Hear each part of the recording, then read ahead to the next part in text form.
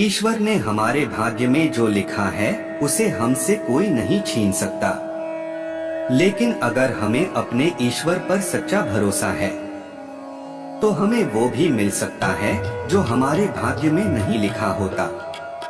अगर कोई मनुष्य हमारे साथ बुरा कर रहा है तो उसे करने दो, यह उसका कर्म है और समय उसके कर्म का फल उसे जरूर देगा। लेकिन हमें कभी भी किसी के साथ बुरा नहीं करना चाहिए, क्योंकि यही हमारा धर्म है।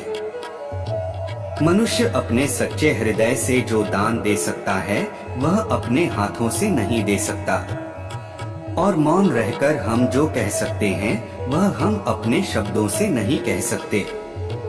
जब आपके जीवन के चारों ओर हताशा और निराशा हो, जब दुखों ने आपको हर जगह से घेर रखा हो, तब आप सच्चे मन से कृष्ण जी के नाम का दीपक जलाना और अपना सब हाल श्री कृष्ण को सुना देना। श्री कृष्ण स्वयं आपके सब दुख हरने आएंगे। स्वार्थ से रिश्ते बनाने की कितनी भी कोशिश करें, वो कभी नहीं बनते हैं, और प्रेम से बने रिश्तों को कितना भी तोड़ने की कोशिश करें, वो कभी नहीं टूटते। जीवन में समय चाहे जैसा भी हो, परिवार के साथ रहो। सुख हो तो बढ़ जाता है और दुख हो तो बट जाता है। जब आप प्रभु के साथ जुड़ जाओगे तो आपकी परीक्षा आरंभ हो जाएगी। कुछ लोग इसे दुख समझते हैं तो कुछ लोग प्रभु की कृपा। किसी का भला नहीं कर सकते तो किसी का बुरा भी मत करना। यदि आपका मन पवित्र है तो साक्षात ईश्वर आपके हृदय में निवास करते हैं।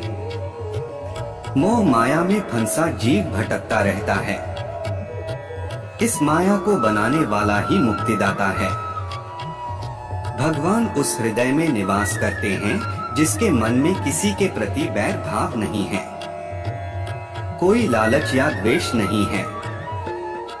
जीव को यह भ्रम है कि यह संसार ही सत्य है, किंतु जैसा वह समझ रहा है वैसा नहीं है।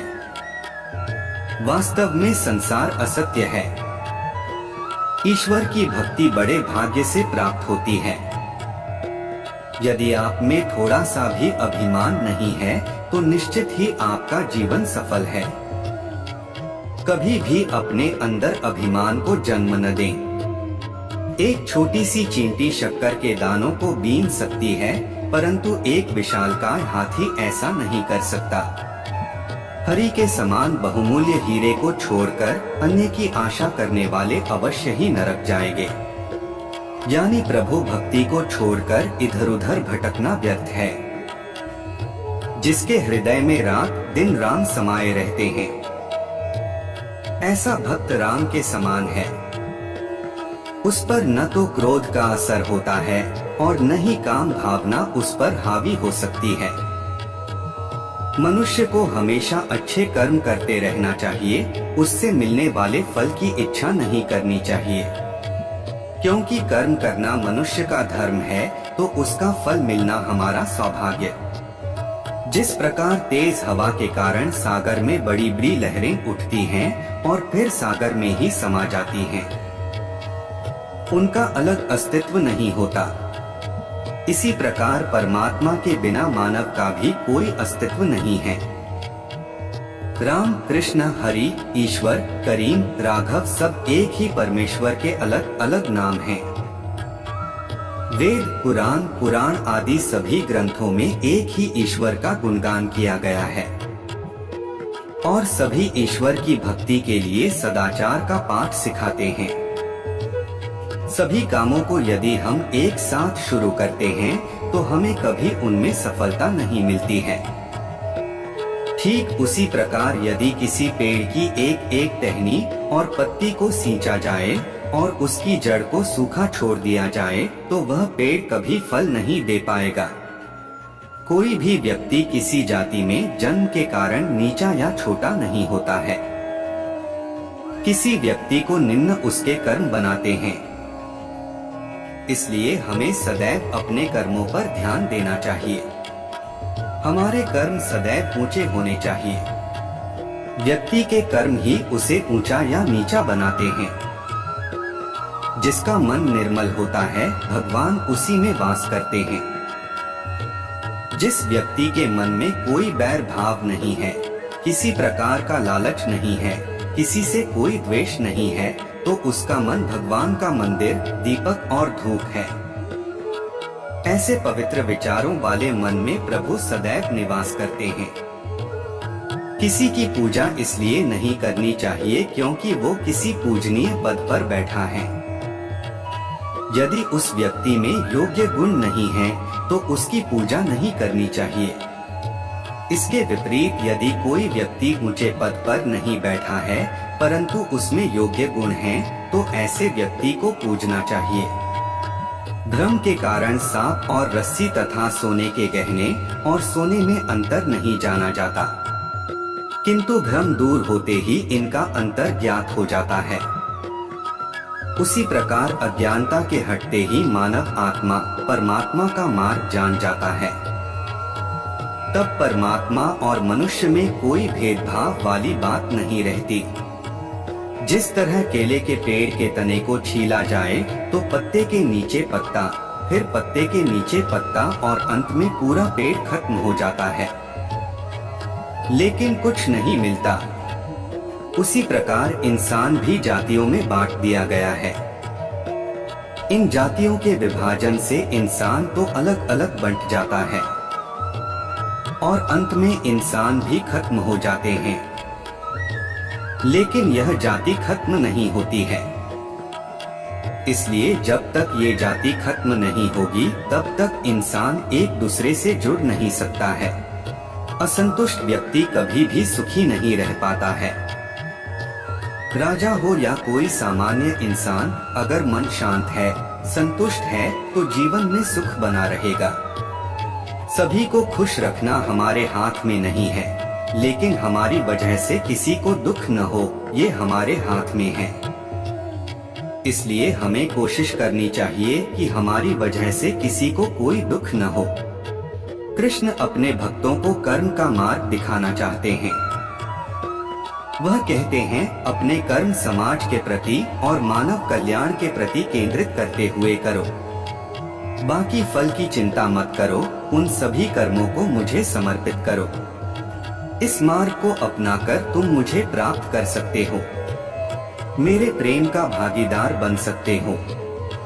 जिस व्यक्ति के पास संपूर्ण धन दौलत, ऐश्वर्य, वैभव सब है मगर संतुष्टि नहीं है, उस धन दौलत का कोई अर्थ नहीं। वह सदैव असंतुष्ट की स्थिति में ही रहता है। जिसके पास संतुष्टि है वह थोड़े में भी संतुष्ट रहता है। जिंदगी में भरोसा एक ऐसी चीज है जिसे प्राप्त करना वर्षों की मेहनत के समान है। फिर भी यह प्राप्त हो या नहीं यह भाग्य पर निर्भर करता है, किंतु भरोसे को तोड़कर पुनः प्राप्त करना यह संभव नहीं है। इसलिए जिंदगी में अवसरों का आनंद सदैव ले, लेकिन भरोसे को कभी टूटने ना दें। प्रेम कभी ना समाप्त होने वाली प्रक्रिया है। जिस व्यक्ति को प्रेम हो जाता है वह फिर जीवन और जीवन के बाद भी प्रेम के वशीभूत रहता है। प्रेम को प्राप्त करने के लिए त्याग, तपस्या और योग का सहारा लेना पड़ता है। श्री कृष्ण की उद्धव को सीख, जब कोई उपहार देता है तो भविष्य में उस व्यक्ति की अच्छी बातों को याद करें और उसकी अच्छाइयों को जीवन में उतारें।